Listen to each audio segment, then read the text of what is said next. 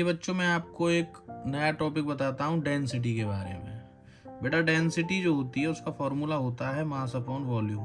ठीक है, जैसे कि आप सभी जानते हैं।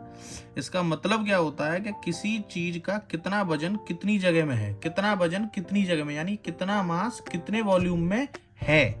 अगर मैं इसको एग्जाम्पल से बताऊं, यानी कि पत्थर और एक रुई का एग्जाम्पल लेता हूं, और दोनों का हम मास, यानी कि पत्थर और रुई का जो मास है वो मैं लेता हूं 1 kg दोनों का, तो आपको यहाँ पे क्या देखने को मिलेगा कि जो पत्थर है वो कम जगह लेता है, लेकिन बेटा इसका जो मास होता है वो ज्यादा होता है रुई से।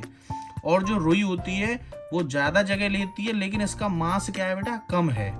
मैं आपको ये बताऊंगा कि डेंसिटी कम और किसकी ज्यादा होती है। जो पत्थर होता है वो क्या है, कम जगह लेता है बेटा, तो इसलिए इसकी डेंसिटी ज्यादा है पत्थर की। ठीक है ना, यानी हाई डेंसिटी है।